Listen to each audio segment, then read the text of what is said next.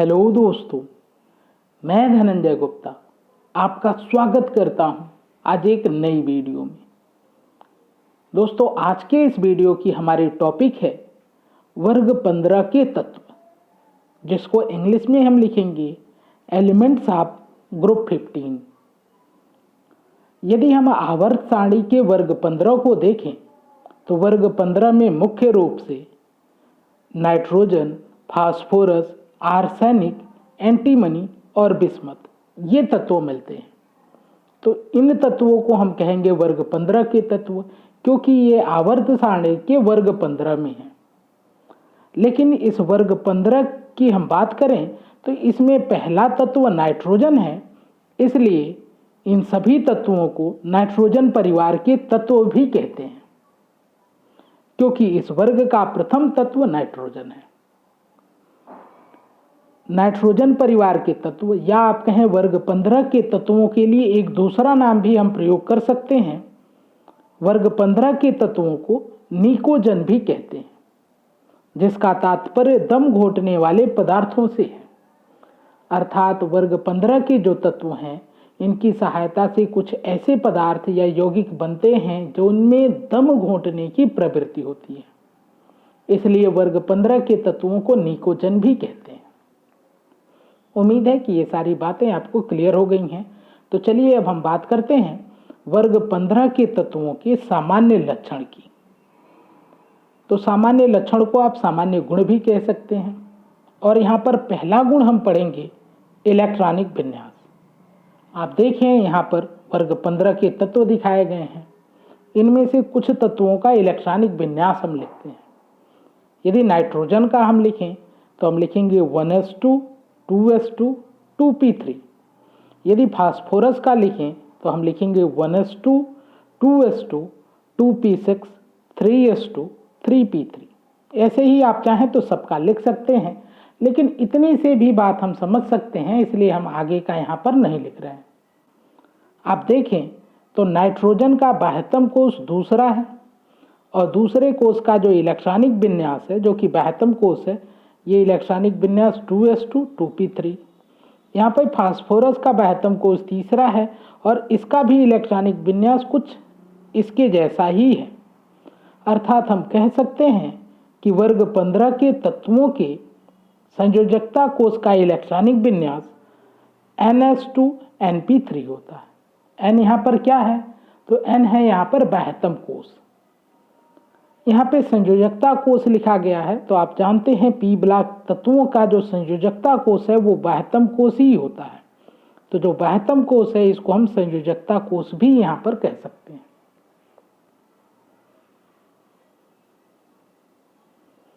अर्थात हम यहाँ पे थोड़ा सा और डिस्क्राइब करें तो हम लिख सकते हैं, अर्थात इनके बाह्यतम कोष का एस उपकोष पूर्ण भरा होता है एवं बाह्यतम कोष का पी उपकोष अर्धभरित होता है, क्योंकि आप जानते हैं कि पी उपकोष में अधिकतम 6 इलेक्ट्रॉन रह सकते हैं, लेकिन नाइट्रोजन परिवार के तत्वों के जो बाह्यतम कोष का पी उपकोष है यहाँ पर 3 इलेक्ट्रॉन है। अर्थात बाह्यतम कोष या आप कहें संयोजकता कोष का जो पी उपकोष है वो अर्धभरित है। और आप जानते हैं कि जो अर्धभरित उपकोष होते हैं या फिर पूर्ण भरित उपकोष होते हैं वो अधिक स्थायी होते हैं। तो यहाँ पे जो बाह्यतम कोष है उसका पी उपकोष अर्धभरित है, इसलिए यहाँ पर जो नाइट्रोजन परिवार के तत्व हैं इनका इलेक्ट्रॉनिक विन्यास कुछ अधिक स्थायी होता है। तो यहाँ पे लिखा है अर्धपूरित या अर्धभरित पी उपकोष के कारण ये इलेक्ट्रॉनिक विन्यास अति स्थायी होते हैं। उम्मीद है कि आपको बात समझ में आ रही होगी। तो चलिए हम थोड़ा सा आगे बात करते हैं। तो अगला गुण हम यहाँ पर पढ़ेंगे परमाणु एवं आयनिक त्रिज्या।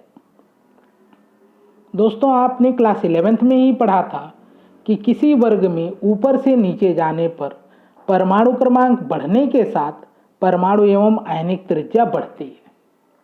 तो यदि हम वर्ग 15 में भी ऊपर से नीचे जाएंगे तो आप देख रहे हैं परमाणु क्रमांक बढ़ेगा, और परमाणु क्रमांक बढ़ने के साथ परमाणु एवं आयनिक त्रिज्याएं भी बढ़ेंगी। अब आप सोचेंगे ऐसा हम कैसे कह सकते हैं? तो ये आपने क्लास 11th में पढ़ा था, फिर भी मैं यहाँ पे थोड़ा बहुत आपको समझाऊंगा ताकि आपको यहाँ पर कोई कंफ्यूजन ना हो। देखिए यहाँ पर हमने नाइट्रोजन के इलेक्ट्रॉनिक विन्यास को लिखा, एक और लिख लेते हैं हम फास्फोरस की। आप देख रहे हैं इस इलेक्ट्रॉनिक विन्यास से आपको समझ में आ रहा होगा कि नाइट्रोजन में 2 कोष हैं, यानी कि 2 कक्षाएं हैं, और इसमें 3 कक्षाएं हैं। ये एक पहली कक्षा 2s और 2p6, ये दूसरी कक्षा, और 3 वाली ये तीसरी कक्षा। थोड़ा सा और समझने के लिए यहाँ पर नाइट्रोजन की परमाणु संरचना को हम बनाएं तो देखिए यहाँ पर हम 2 कक्षाएं बनाएंगे। पहली कक्षा में 2 इलेक्ट्रॉन और दूसरी कक्षा में 5 इलेक्ट्रॉन, और बीच का ये जो भाग है इसको आप नाभिक कहते हैं। इसी प्रकार यदि फास्फोरस का परमाणु संरचना हम बनाएं तो बीच में ये नाभिक और इसमें 3 कक्षाएं होंगी। आप देख रहे हैं कि जब हम इस वर्ग में ऊपर से नीचे आ रहे हैं तो जैसे जैसे परमाणु क्रमांक बढ़ रहा है, यहाँ पर परमाणु में नई नई कक्षाएं जुड़ती जा रही हैं। इन नई कक्षाओं के जुड़ने के कारण ही परमाणु त्रिज्या बढ़ जाएगी।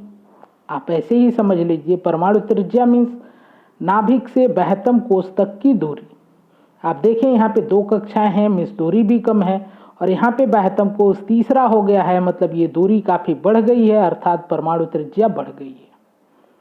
तो इसका कारण हम लिख सकते हैं, क्योंकि किसी वर्ग में ऊपर से नीचे जाने पर परमाणु क्रमांक बढ़ने के साथ नए कोष परमाणु में जुड़ते हैं, इसलिए परमाणु क्रमांक जब हम ऊपर से नीचे जाते हैं वर्ग में तो परमाणु क्रमांक बढ़ने के साथ साथ परमाणु त्रिज्या भी बढ़ती है। ठीक यही बात नाइट्रोजन परिवार के तत्व के साथ भी होगा।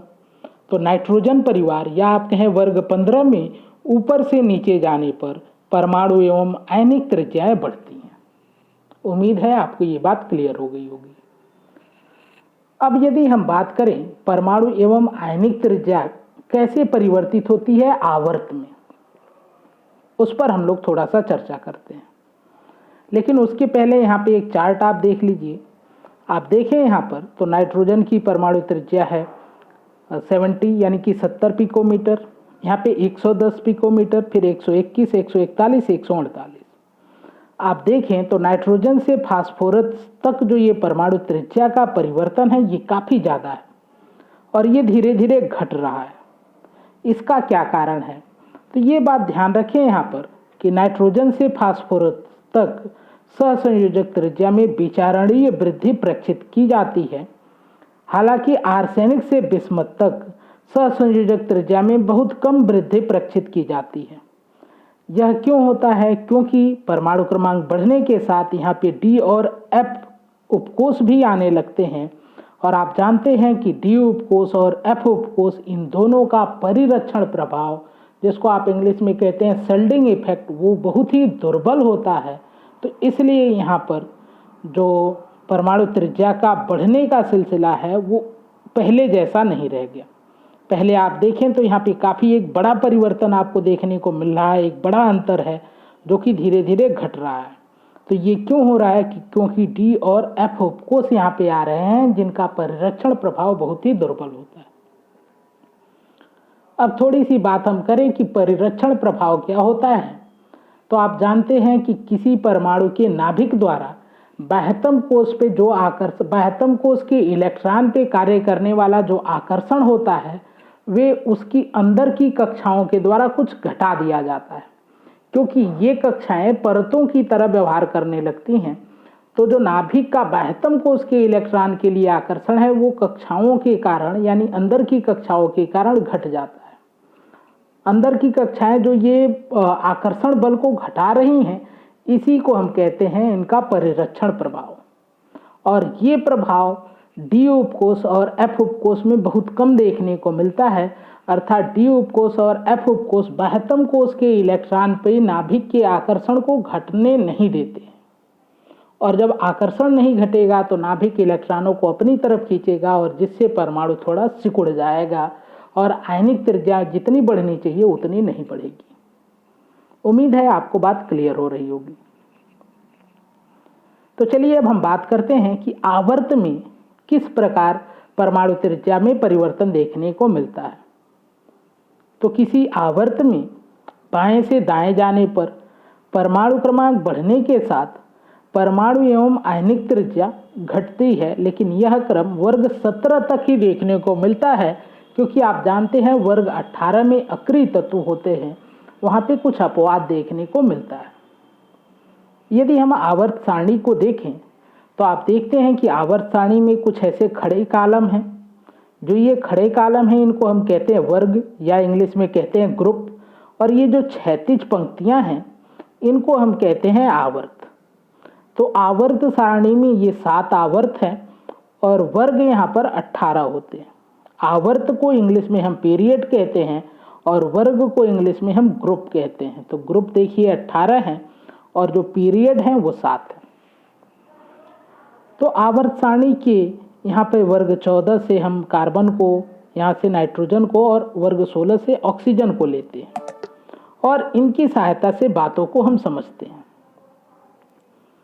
तो देखिए, यदि कार्बन को हम ले तो परमाणु क्रमांक इसका 6 और इसका इलेक्ट्रॉनिक विन्यास होगा 1s2 2s2 2p2। नाइट्रोजन को हम लें तो इसका इलेक्ट्रॉनिक विन्यास यहाँ पे लिख दिया गया है और ऑक्सीजन का इलेक्ट्रॉनिक विन्यास हमने लिखा है।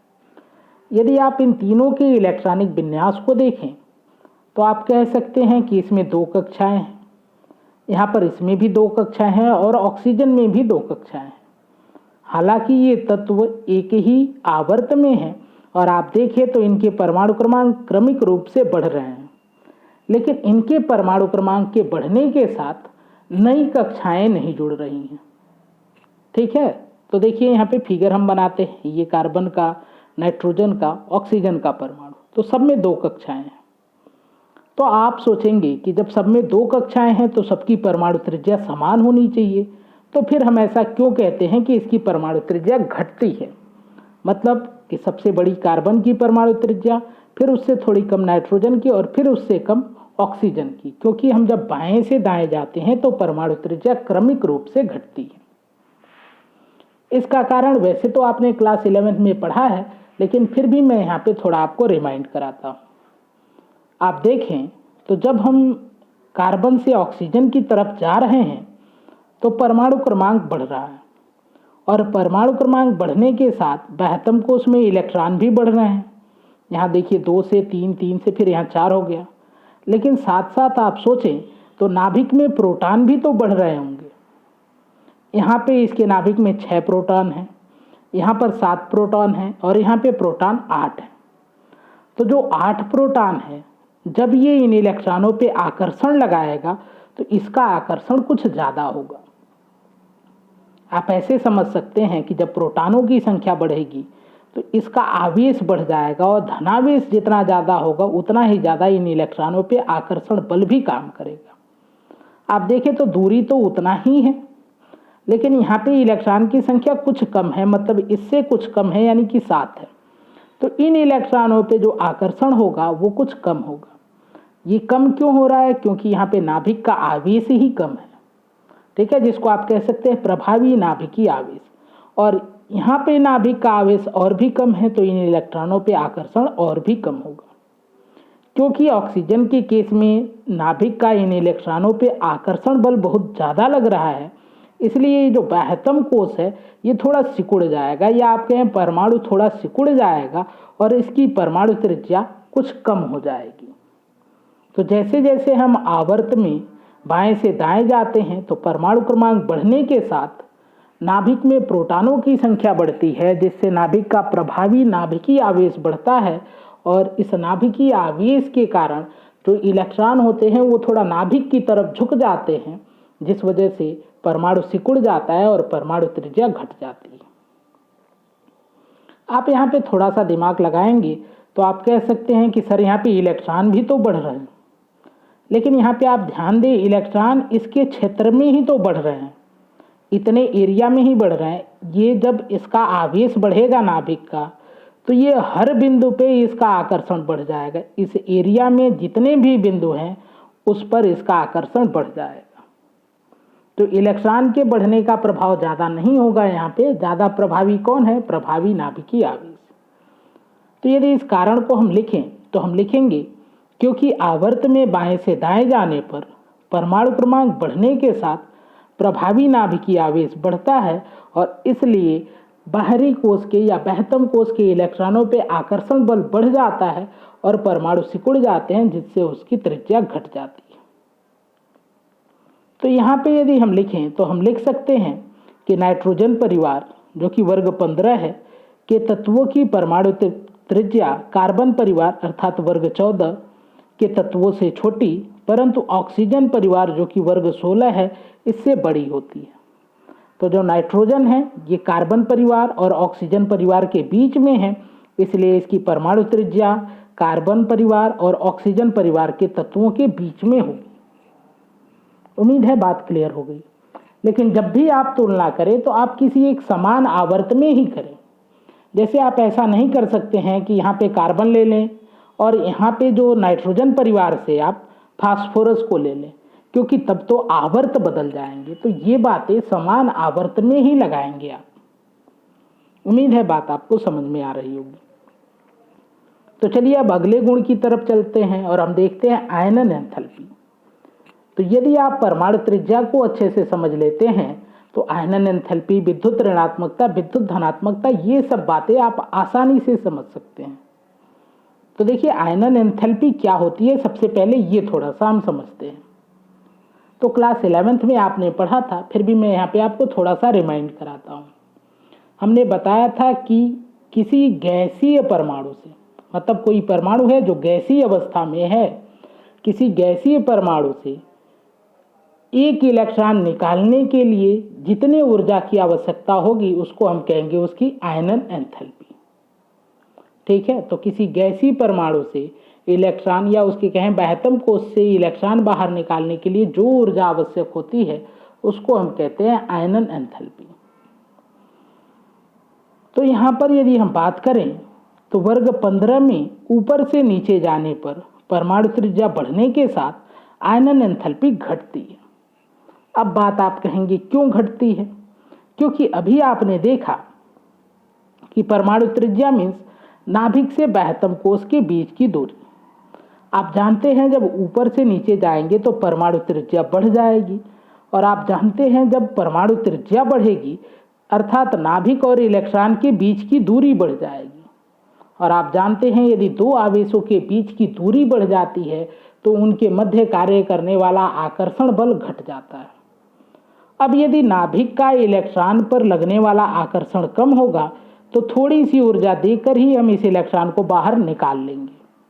लेकिन यदि नाभिक से ये मजबूती से जुड़ा है, यानी कि नाभिक का इलेक्ट्रॉन पर आकर्षण प्रबल है, तो उस इलेक्ट्रॉन को निकालने में हमको ज़्यादा ऊर्जा खर्च करनी पड़ेगी। यानी कि जब नाभिक और इलेक्ट्रॉन के बीच आकर्षण ज़्यादा होता है तो इलेक्ट्रॉन को निकालना कठिन होता है। तो इसलिए हमने कहा कि जब वर्ग 15 में या आप किसी भी वर्ग की बात करें ऊपर से नीचे जाएंगे तो परमाणु त्रिज्या बढ़ जाएगी, और इस वजह से नाभिक का इलेक्ट्रॉन पे लगने वाला आकर्षण बल कम होगा, और उस अवस्था में हम थोड़ी सी ऊर्जा देकर इलेक्ट्रॉन को बाहर निकाल लेंगे। इसलिए हम कहेंगे कि आयनन एंथैल्पी का मान घट रहा है। तो ऊपर वाले परमाणुओं के लिए कम था, नीचे वाले परमाणुओं के लिए जैसे जैसे परमाणु त्रिज्या बढ़ती गई आयनन एंथैल्पी घटता गया। ये सभी वर्ग के लिए होता है। अब आवर्त की बात करें तो किसी आवर्त में बाएं से दाएं जाने पर परमाणु त्रिज्या घटती है, और जब परमाणु त्रिज्या घट जाएगी तो आयनन ऊर्जा बढ़ जाएगी। क्लियर है? अर्थात यदि वर्ग 15 और 14 की हम तुलना करें तो वर्ग 15 की परमाणु त्रिज्या समान आवर्त के वर्ग 14 के तत्व से अधिक होगी। क्यों? क्योंकि आप जानते हैं वर्ग 15 के तत्व की परमाणु त्रिज्या कम होगी। लेकिन यहाँ पे एक और भी कारक है जो आपको याद रखना है। अभी हमने पढ़ा था कि अर्धभरित पी उपकोष उपस्थित है वर्ग 15 में। तो अर्धभरित पी उपकोष के कारण जो वर्ग 15 के तत्व होते हैं इनका इलेक्ट्रॉनिक विन्यास अधिक स्थायी होता है, अतः इनकी आयनन एंथैल्पी बहुत अधिक होती है। तो इनकी आयनन एंथैल्पी समान आवर्त के वर्ग 14 के तत्वों की अपेक्षा बहुत अधिक होती है। तो वर्ग 15 के तत्वों की आयनन एंथैल्पी थोड़ी अधिक क्यों मिलती है? क्योंकि यहाँ पे जो पी उपकोष है जो सबसे लास्ट में है वो अर्धभरित अवस्था में है, जो कि अस्थायी अवस्था में है। तो वो अपने इलेक्ट्रॉन को त्याग करना या बाहर निकालना नहीं चाहता है, इसलिए हमको बहुत अधिक ऊर्जा देनी पड़ेगी इलेक्ट्रॉन को बाहर निकालने के लिए, अर्थात वर्ग 15 के तत्वों की या नाइट्रोजन परिवार के तत्वों की आयनन एंथैल्पी बहुत अधिक होती है। और आप जानते हैं आयनन एंथैल्पी, जब प्रथम इलेक्ट्रॉन को निकालते हैं तो उसको कहते हैं प्रथम आयनन एंथैल्पी, फिर द्वितीय आयनन एंथैल्पी। तो यहाँ पे बस हम प्रथम आयनन एंथैल्पी की बात कर रहे हैं। आप क्लास 11th में पढ़े हैं प्रथम आयनन एंथैल्पी मीन्स एक इलेक्ट्रॉन निकलने के बाद जो परमाणु होता है वो धनावेशित हो जाता है, इसलिए दूसरे इलेक्ट्रॉन को निकालना और भी कठिन होने लगता है। उम्मीद है ये बातें आपको समझ में आ गई होंगी कि आयनन एंथैल्पी किस प्रकार से वर्ग 15 में परिवर्तित होती है। अब हम बात करेंगे विद्युत ऋणात्मकता की। तो वर्ग में ऊपर से नीचे जाने पर, मतलब किसी भी वर्ग में, लेकिन यहाँ पर हम वर्ग 15 को लेकर पढ़ रहे हैं, तो वर्ग में ऊपर से नीचे जाने पर परमाणु त्रिज्या बढ़ने के साथ विद्युत ऋणात्मकता घटती है। अभी आपने पढ़ा कि जब परमाणु त्रिज्या बढ़ जाएगी तो नाभिक का इलेक्ट्रॉन पर आकर्षण घट जाएगा, और जब नाभिक अपने ही इलेक्ट्रॉन को अच्छे से आकर्षित नहीं कर पा रहा है तो ये किसी दूसरे इलेक्ट्रॉन को किस प्रकार से आकर्षित करेगा। यदि हम बात करें विद्युत ऋणात्मकता क्या होती है, तो आपने क्लास 11th में पढ़ा था कि किसी परमाणु के सहसंयोजक बंध के बंध युग्म इलेक्ट्रॉन को, जो वहाँ पे इलेक्ट्रॉन युग्म है, उसको आकर्षित करने की क्षमता को ही हम कहते हैं उसकी विद्युत ऋणात्मकता। जैसे मान लीजिए एक परमाणु है जिसने सहसंयोजक बंध बनाया है। सहसंयोजक बंध जब बनेगा तो वहाँ पे दोनों परमाणुओं के इलेक्ट्रॉन साझेदारी किए होंगे, तो वहाँ पे हम कहेंगे बॉन्ड पेयर इलेक्ट्रॉन, यानी कि हम कहेंगे बंध युग्म इलेक्ट्रॉन। उस बंध युग्म को परमाणु कितनी तेजी से अपनी तरफ खींच रहा है, उसी को हम कहते हैं परमाणु की विद्युत ऋणात्मकता। तो जब त्रिज्या बड़ी हो जाएगी तो जाहिर सी बात है कि इलेक्ट्रॉन जो होंगे बंध युग्म वाले, ये नाभिक से काफ़ी दूर हो जाएंगे, और दूरी बढ़ जाने के कारण इनका आकर्षण घट जाएगा। यानी कि जब त्रिज्या बड़ी होती है तो दूसरे इलेक्ट्रॉनों पे, आप कहें दूसरे या बाहरी इलेक्ट्रॉन भी है वहाँ पर, उस पर नाभिक का आकर्षण उतना मजबूत नहीं रह जाता है, अर्थात कि परमाणु की विद्युत ऋणात्मकता घट जाती है। उम्मीद है बात आपको समझ में आई होगी। मैंने काफ़ी सिंप्लीफाइड तरीके से आपको बताने का प्रयास किया है, और भी अच्छे से क्लास 11th में आप लोग पढ़े हुए होंगे। तो दोस्तों आज की वीडियो में बस इतना ही। उम्मीद है वीडियो आपको पसंद आएगी। यदि वीडियो पसंद आए तो वीडियो को लाइक ज़रूर करें, अपने दोस्तों के साथ शेयर करें, हमारे इस चैनल को सब्सक्राइब करें, बेल आइकन को भी प्रेस करें ताकि आगे आने वाली वीडियो का नोटिफिकेशन आपको मिले। वीडियो से संबंधित अपने विचार को कमेंट बॉक्स में ज़रूर लिखें। आज की वीडियो देखने के लिए और हमारे इस चैनल से जुड़ने के लिए आपका धन्यवाद। मिलते हैं आपसे इस चैप्टर